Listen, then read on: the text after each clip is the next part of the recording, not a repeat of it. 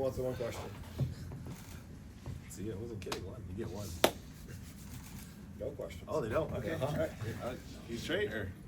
I'll leave. Here we go. Cliff, you got the mic? Yeah. So, a little different situation for you now. New contract, NBA champion. How do you approach all of this with all of that being considered? Targets on you guys' back. You've got television appearances now. All the things that you guys have been fighting for, you have. Mm-hmm. Now, how do you stay focused? It's a great one question. Wow. Congrats. Good question. What we've been doing, we're not playing for the TV games or the contracts or you're chasing. This is gonna sound really dramatic, but you are chasing greatness. Like you're chasing to achieve stuff that hasn't been done in our organization and in basketball, and that's everybody's motivation. I think that's why we're a special group. So looking at it like the contract, obviously very nice, very blessed to have that. It's changed the trajectory of my family's life for sure. The championship is something that you obviously play for, but all that's in the past. I think my having wrist surgery, I think was a really good thing for me. It allowed me to be grounded and kind of focus on that and forget about the championship and everything else. So, but everybody's trying to compete and get back to, obviously everybody's saying defending, but we're trying to be on the offensive as well and do that. So we're coming in with more motivation to do that every year. So it felt like last season, whether it was finally getting recognized, putting on an all-defense team, where maybe you just did level up a level on that side of the ball. What do you think you changed last season that made you go to a new level as a defensive player? I think first is getting the notoriety is not something that I said I'm playing for, if that makes sense. So my job defensively is to make sure I'm on time and I'm doing the right things for my team. And then if people see it, they see it. If they don't, they don't. But I think it's just the longer you're in the NBA and you apply yourself to defense, the way I have, you start to pick up little tricks and you start to really understand it. And I've been lucky enough to be in the same system for 3 years to where I kind of know tendencies, I know what we're trying to get accomplished. So when you have a level of comfort too, it makes it easy. And also I have 5 players on the defensive end that can be all team defense as well. You have Queso, Lou, Shea's usually in the running, Chet, AC. So we have these guys that can really play defense and make an impact. So it makes it easier on me to give my all defensively too. Curtis?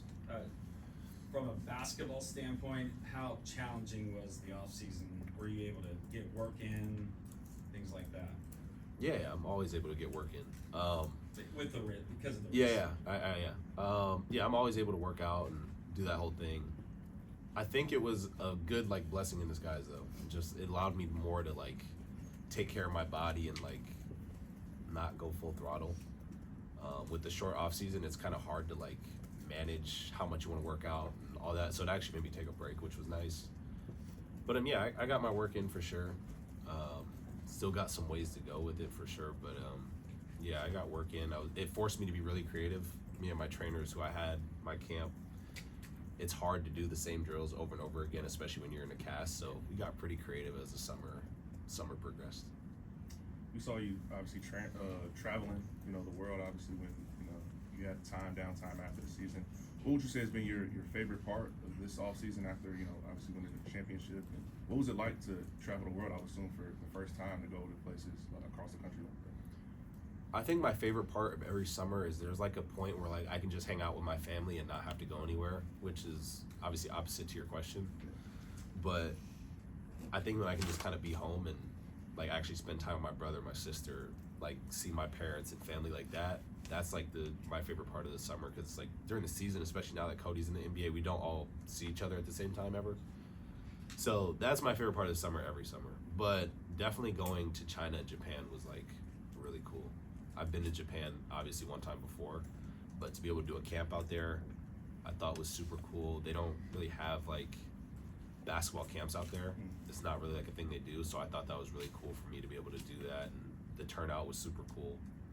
So hopefully I can do that annually. And then China was an experience of its own. I've never been there, so just the amount of basketball love they have is really cool to see. I think everybody saw me on getting off the plane at 2 a.m. and there's hundreds of people at the airport.